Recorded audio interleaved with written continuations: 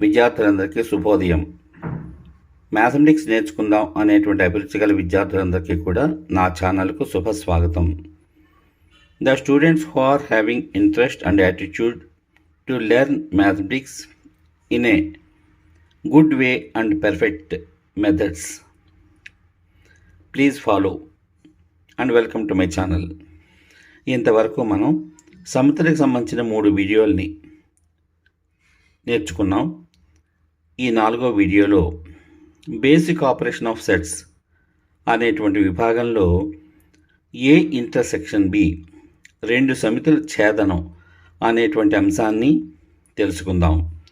అందులో భాగంగా ముందుగా నిర్వచనం.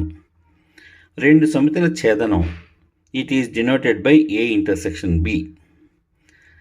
దీని డెఫినేషన్ విషయానికి వస్తే, A intersection B is a set that contains the elements that are common in both sets A and B. A intersection B is a set that contains the elements that are common in both sets A and B. AB అనే 2 సమితుల్లోనూ గల ఉమ్మడి మూలకాలను మాత్రమే కలిగినటువంటి సమితిని 2 సమితుల ఛేదనము intersection అంటారు. It is denoted by the symbol. చూసారు కదా, ఇక్కడ ఈ సింబల్తో దాన్ని మనం చూపిస్తాం. And it is read as A intersection B. So what is A intersection B? The set which is formed by the common elements of both sets A and B. ఇది A intersection B యొక్క నిర్వచనం. ఇక లెక్క చేసే విధానానికి వస్తే, ఏ union B విధంగానే దీంట్లో కూడా ఫాలో అవుతాము, అయితే కొద్దిగా మార్పు. ఉదాహరణకు, set A is equal to 1 3 4 5 7, set B is equal to 1 2 4 5 8. Therefore A intersection B. How to find out A intersection B? So A intersection B is equal to, first you put A set, next intersection symbol, next you put second set B. What are the common elements in these 2 sets? 1 4 5. ఆ common ఎలిమెంట్స్ని మాత్రమే మనం సెట్గా వేసుకోవాలి. ఆ 2 సెట్స్లో ఉన్నటువంటి common ఎలిమెంట్స్ని అండర్లైన్తో చూపించడం జరిగింది. అలా వేసుకోవడం వల్ల మనం ఎటువంటి ఎలిమెంట్ని మర్చిపోకుండా ఉండే అవకాశం ఉంటుంది. So please follow this suggestion. So to find out A intersection B, first you put A intersection symbol, next you put set B, then you put all common elements in a set. That is 1 4 5 in this example.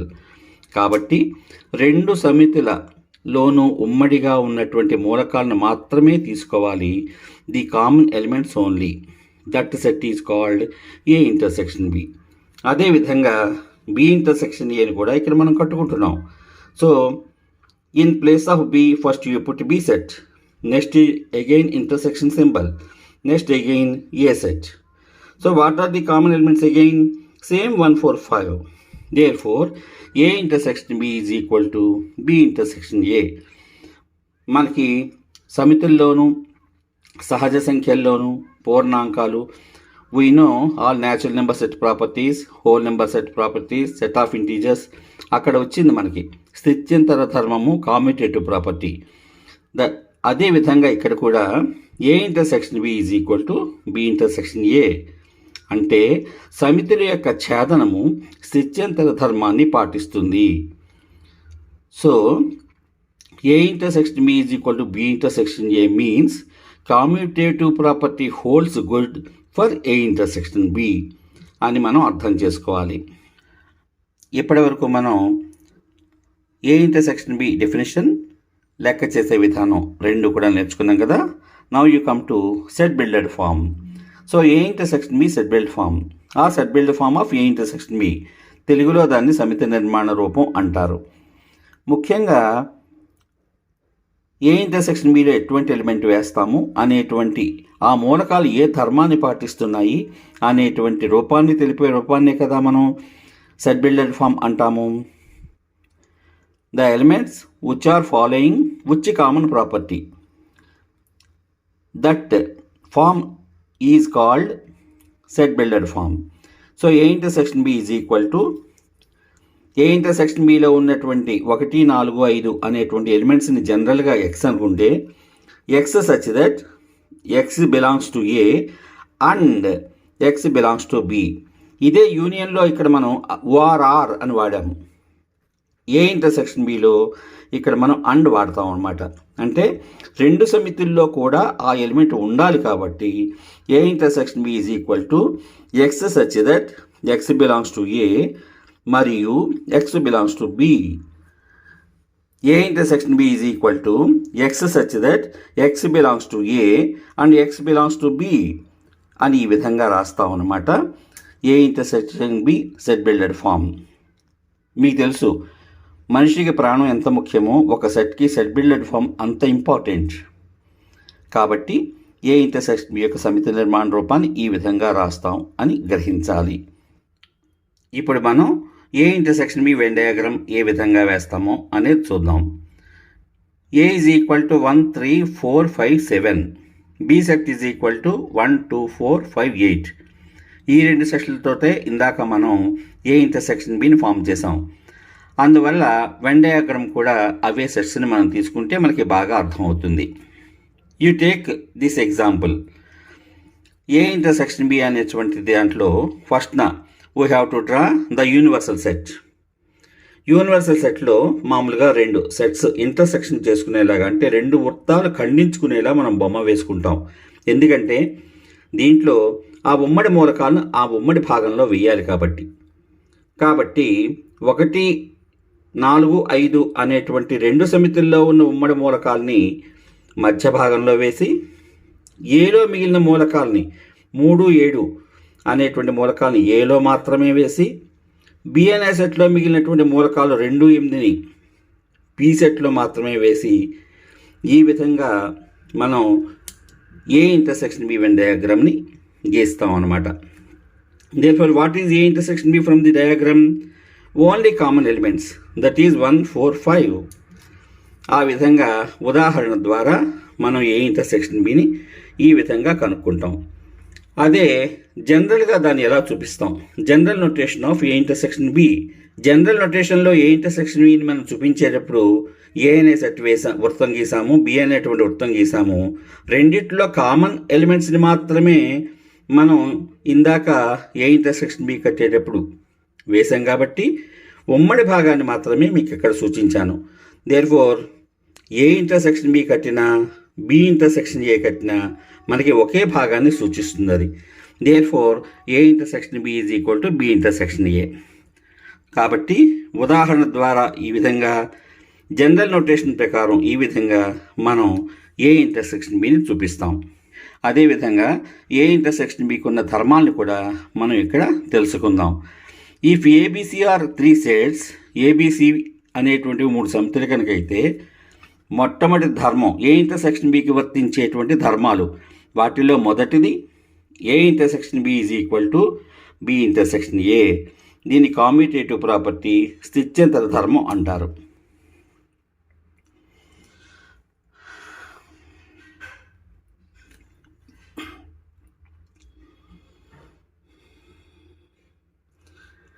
ఇక రెండో ధర్మాన్ని విషయం దగ్గరికి వస్తే A intersection B intersection C is equal to A intersection B intersection C. ఈ ధర్మాన్ని associative property సహచర ధర్మం అంటారు. అంటే ముందు ఏకి బికి ఉమ్మడి మూలకాలు కనుక్కొని సి సమితిలోని మూలకాలతో సరిచూచి ఈ 3 సమితుల్లోనూ ఉన్న ఉమ్మడి మూలకాలను మాత్రమే కలిగి ఉన్న సమితి A intersection B intersection C అవుతుంది. అది ఏ ఇంటర్సెక్షన్ బి ఇంటర్సెక్షన్ సికి సమానం అవుతుంది. ఈ ధర్మాన్ని సహచర ధర్మం అంటారు. ఇకపోతే నాలుగవది A intersection A is equal to A. ఇది పబ్లిక్ ఎగ్జామినేషన్లో ఎంతో ఇంపార్టెంట్ అయినటువంటి బిట్. దీనిని ఐడెంపోటెంట్ల అపవర్తిత ధర్మం అంటారు. ఐడెంపోటెంట్ల అపవర్తిత ధర్మం. ఈ క్రింది వాణిలో అపవర్తిత ధర్మము అంటే A intersection A is equal to A అనే ఆన్సర్ని మీరు చూస్ చేసుకోవాలి. పైగా ఉదాహరణలో మీకు 2 సమితులను తీసుకుని మాత్రమే నేను చెప్పడం జరిగింది. మీరు మీ స్వంతంగా ఏవైనా సెట్స్ని మీరు తీసుకుని ఈ ధర్మాలన్నింటినీ కూడా మీరు స్వయంగా నిరూపిస్తే అప్పుడు మీకు ఈ సూత్రాలన్నీ కూడా బాగా అర్థమవుతాయి. అంతేకాదు గణితంలో మీకు మంచి అభిరుచి, ప్రావీణ్యం కూడా లభించే అవకాశం ఉంటుంది. అదేవిధంగా 4వ ధర్మానికి వస్తే A intersection 5 is equal to 5 అంటే ఏ అనే సమితి తీసుకున్నాం, 5 అంటే శూన్య సమితి ఎంటీ సెట్ తీసుకున్నాం. ఎంటీ సెట్లో అసలు మూలకాలే ఉండవు కాబట్టి ఏకి 5కి ఉమ్మడి మూలకాలు అనేటువంటివి ఉండవు. కాబట్టి 5 A intersection 5 is equal to 5 అవుతుంది. అంటే శూన్య సమితి అవుతుంది, ఎంటీ సెట్ అవుతుంది. ఇది కూడా చాలా ఇంపార్టెంట్ పబ్లిక్ ఎగ్జామ్స్ని బిట్. అదేవిధంగా 5వ ధర్మానికి వస్తే A intersection mu is equal to A. A అనేటువంటిది మామూలుగా ఒక సెట్, మ్యూ అనేటువంటిది యూనివర్సల్ సెట్. యూనివర్సల్ సెట్లో ఉండనటువంటి ఎటువంటి ఎలిమెంటు, ఎటువంటి సెట్టు ఉండదు అని మనం తెలుసుకున్నాం. కాబట్టి ఏకి మ్యూకి కామన్ ఎలిమెంట్స్ అన్నీ కూడా ఏలోనే ఉంటాయి. కాబట్టి A intersection mu is equal to A. ఇది 5వ ధర్మం. ఇక 6వ ధర్మంలోకి వస్తే ఏ ఈ సబ్సెట్ ఆఫ్ బి. ఏ అంతా బిలో ఉంది కాబట్టి ఏ బీల ఉమ్మడి సమితి ఏ అవుతుందన్నమాట. ఏ అనే సమితి అంతా కూడా బిలో ఉంది. B contains A. Therefore A intersection B is equal to A. Next 7th property, very very important property ఇది కూడా. If A intersection B is equal to A union B. A intersection B కడితే మీకు ఎంత answer వచ్చిందో ఏ union B కట్టినా కూడా మీకు అంతే ఆన్సర్ వచ్చింది. What is it men by అంటే ఏలో ఉండే ప్రతి మూలకం బిలో ఉందన్నమాట, బిలో ఉండే ప్రతి మూలకం ఏలో ఉందన్నమాట. Then A is equal to B అవుతుంది. పైన ఏ ఇంటర్సెక్షన్ బికి సంబంధించిన 7 ధర్మాలతో పాటు 8, 9, 10 అనేటువంటి ముఖ్యమైన 3 అంశాలను కూడా మనం తెలుసుకోవాల్సిన అవసరం ఉంది. దాంట్లో మొదటిది అంటే 8వది, if A intersection B is equal to 5 that means A and B are not having any common elements, then A and B sets are called disjoint sets. A B అనే 2 సమితులకు ఉమ్మడి మూలకాలు కనుక లేకపోతే వాటిని మనం వియుక్త సమితులు అంటాం. దీనికి ఉదాహరణగా మనం న్యాచురల్ నెంబర్స్లో ఏ అనేటువంటి సెట్ని ఆడ్ నెంబర్స్ కింద అంటే బేసి సంఖ్యల సమితి కింద తీసుకుని బి అనేటువంటి సెట్ని సరి సంఖ్యల సమితి అంటే ఈవెన్ నెంబర్స్ సెట్గా కనుక తీసుకుంటే ఏకి బికి మనం ఇంటర్సెక్షన్ కట్టినప్పుడు A intersection B is equal to 5 అవుతుంది. సరి సంఖ్యలకు బేసి సంఖ్యలకు ఉమ్మడిగా ఎటువంటి మూలకం ఉండదు కదా, అలాంటి సెట్లని డిస్జాయింట్ సెట్స్ అంటారు, తెలుగులో వియుక్త సమితులు అంటారు. That means if A intersection B is equal to 5 A and B are called disjoint sets. తెలుగులో 2 సమితులకు ఉమ్మడి మూలకాలు కనుక లేకపోతే వాటిని వియుక్త సమితులు అంటారు. ఈ కాన్సెప్ట్ని మనం ఉదాహరణతో తర్వాత వీడియోలో చూద్దాం. ఇకపోతే మనం ఇప్పటివరకు బేసిక్ కాన్సెప్ట్స్లో ఇంటర్సెక్షను, యూనియను ఈ రెండింటికి సంబంధించినటువంటి అన్ని ధర్మాలను నేర్చుకున్నాం. కాబట్టి ఈ యూనియన్కి ఇంటర్సెక్షన్కి మధ్యలో ఉండేటువంటి సంబంధాన్ని ఇక్కడ 2 సూత్రాల రూపంలో మనకి అందించారు. వాటిని నేర్చుకుందాం. ముందు 9వ సూత్రం, n of A union B is equal to n of A plus n of B minus n of A intersection B. మీకు తెలుసు, ఒక సమితిలో ఉండేటువంటి మూలకాల సంఖ్యను కార్డినల్ నెంబరు అంటారు. The number of elements in a set is called cardinal number. ఆ విధంగా ఏ యూనియన్ బిలో ఉండేటువంటి మూలకాల సంఖ్య వేటికి సమానమట? ఏలోని మూలకాలు that means n of A, బిలోని మూలకాలు that means n of B. ఈ 2 కార్డినల్ నెంబర్స్ని కలిపి దాంట్లోంచి n of A intersection B అంటే ఉమ్మడిగా ఉన్నటువంటి మూలకాల యొక్క సంఖ్యని తీసివేస్తే అది ఏ యూనియన్ బికి సమానం అని తెలియచెప్పేటువంటి ఈ సూత్రాన్ని కూడా తర్వాత వీడియోలో సోదాహరణంగా చూద్దాం. అదేవిధంగా 3 సమితులు కనుక మనం తీసుకుంటే వాటి మధ్య ఉన్న సంబంధాన్ని తెలియచేసేటువంటి సూత్రం 10వ సూత్రం. n of A union B union C is equal to n of A plus n of B plus n of C minus n of A intersection B minus n of B intersection C minus n of C intersection A plus n of A intersection B intersection C. గణితంలో ఏదైనా మనకి బాగా జ్ఞాపకం ఉండాలి అంటే ముందుగా ఆ సూత్రాన్ని కానీ ఆ ధర్మాన్ని కానీ బాగా బట్టి లేదా అర్థం చేసుకుని దాన్ని 10 సార్లు చూడకుండా రాయడం వల్ల మనం జీవితాంతం ఆ కాన్సెప్ట్ మర్చిపోకుండా ఉంటాం. ఇది మా గురువుగారు మాకు చెప్పినటువంటి విధానం, మేము పాటించిన విధానం. కాబట్టి ఈ సూచనని పాటిస్తూ విద్యార్థులు వీటన్నిటిని ఎప్పటికప్పుడు బాగా నేర్చుకుని ముందుకు వెళ్తారని ఆశిస్తూ wishing you all the best.